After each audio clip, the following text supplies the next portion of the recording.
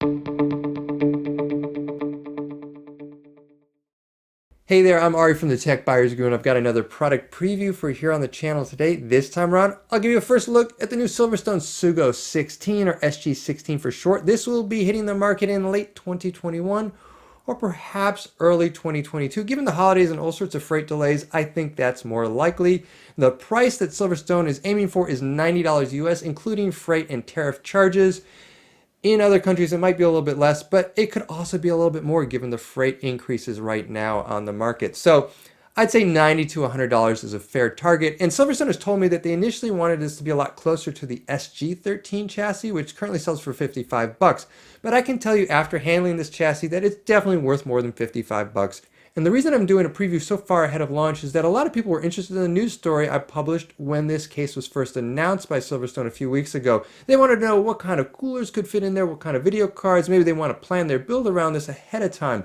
And look, with the holidays coming up and lots of deals, you might want to pick up a motherboard or a power supply or a cooler ahead of being able to get the chassis in your hands. So I wanted to get this preview out because I will have some very important information in this video about what can fit in here and what can't, as well as what I would actually recommend for a build in this chassis. You do have a few options, but there's one way I'd build this up that I think is going to be better than the rest. So let me talk about history briefly, and then we'll jump into the chassis. So this is the SG16. It's sort of a follow-up to the SG13, which itself was a follow-up to the SG05, but this is really a ground-up redesign. It doesn't share any body panels with the SG13 or SG05. And by the way, it's nothing like the recently released SG14 and SG15, which I've reviewed on the channel. This is a much smaller and cheaper chassis than those models. So where does the SG16 fit in? Well, I think it's very on point and on trend for what people are looking for today. It's quite small at 13 liters, which is a little bit bigger than the SG13's 11.5 liters, but still very, very compact, a lot smaller than most chassis out there, including the NR200 from Cooler Master. Extremely hot selling chassis at the same price point, around $90. That's closer to 20 liters. So yes, it can hold much bigger components, but it's a lot bigger. So some people might be saying, well, okay, I like the NR200, at least the price point, but I want something smaller and I'm willing to go with smaller components to get there. That's what the SG16 is all about. So let's take a dive into the chassis to show you what it looks like inside. As you can see, this chassis is quite different from most. It opens on the opposite side and it's inverted. In a sense, it's actually like the NR200, but flipped over and cut off from the front. That means it does fit much shorter video cards, and the official limit on here is 10.8 inches. Now, there aren't a lot of video cards that are exactly 10.8. That's not a reference spec for either NVIDIA or AMD, but the older NVIDIA spec was 10.6 inches. So my RTX 2080 Ti, for example, is probably the most powerful NVIDIA card ever released at 10.6 inches or less, and it will fit in here without a problem. From AMD, the reference RX 6800 series was actually 10.5 inches, and that would fit too, but you really can't get those reference designs anymore, and most of the third-party designs are going to be much too long for this chassis. Now, some people were concerned about those reference Radeon cards being too tall, but because this chassis is really a complete redesign versus the SG13, that's not an issue. You can see the opening on this chassis is quite large. If you can get your hands on those Radeons from AMD, the reference boards, that will be a great pick for this chassis, but those are probably sold out most places.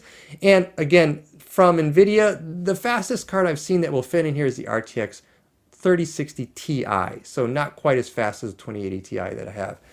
Now, one really cool detail about this is it does have a video card support in the front.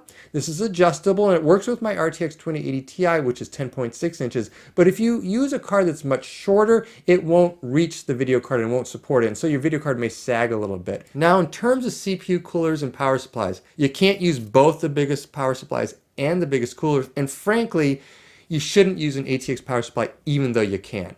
Now, Silverstone has told me that their system integrator partners out there really want this type of capability, being able to use off-the-shelf ATX power supplies in a small chassis like this. So I get it, the SIs have a lot of those hanging around. They want to use the power supplies they have in stock, but you as a do-it-yourself builder should not use an ATX power supply. It cuts off so many other options. It'll make a cabling mess, an airflow mess. You won't be able to use big coolers, and it'll just look terrible inside. You won't be able to get anything tidied up. So use an FSX power supply. There is a built-in mount in the front of this chassis, unlike the SG13, which required an adapter that you'd have to buy separately. So you can use an SFX right out of the box, and you definitely should. And I would go SFX over SFXL because it will allow you a little bit more leeway in terms of your cooler compatibility. So let's talk about that. On the spec sheet on the website, it says you can use tower coolers up to 172 millimeters. Well, that's technically true, but as you can see here with the Noctua NHU12A, which is probably the most powerful 120 millimeter class cooler on the market, you obviously can't plug in your PSU cables. Well, what about the Fuma 2, you may ask? Yeah, I tried that too, and it's really not that much better. You still can't use your PSU cables, so you can't power up your rig. So I would say there's a better solution here. Rather than messing around with this or even reversing airflow, which is what SilverStone recommended to me, just go liquid. That will take advantage of the front to rear airflow, the front fan mount, the rear fan mount that you can use for your radiator. You won't find that in any other cases at this volume. Most of them have a solid front panel. They rely on airflow from the bottom, or maybe they don't have any additional airflow. This really is unique in that regard, and it's a breath of fresh air. I guess pun intended, because you're going to get so much airflow through your chassis when you mount 120 millimeter in the front and a radiator in the rear. By the way, again, with the ATX power supplies that I recommend against, you won't be able to use a front fan, at least not a 120 millimeter model. So please, even if you have an ATX power supply sitting around, don't stuff it in this chassis. You're going to waste the potential of this chassis. Now, there's one thing that I really don't like about this design. It's a little wider than it needs to be. So if you look at the back fan mount, you'll see there's like 15 to 20 millimeters of extra space on either side. If you trimmed out just one side of this and narrowed the chassis by 15 millimeters, you could drop it from 13 liters to 12 liters and also make it a little bit sleeker, slimmer profile, more on trend in terms of style. And all you lose is ATX power supply compatibility. And from my point of view, that's great. Like, using an ATX power supply is really not the way to go. And this is just designed around that spec that SIs want so much. And do-it-yourself builders would actually be better off without that compatibility with a slightly narrower chassis that's at 12 liters. So I do hope SilverStone will listen to me this time. I've told them over and over again, please don't build your ITX chassis around ATX power supplies. It's just bloating these things up. And while they've done a pretty good job cutting it down here, it could be even smaller if they went with SFX only.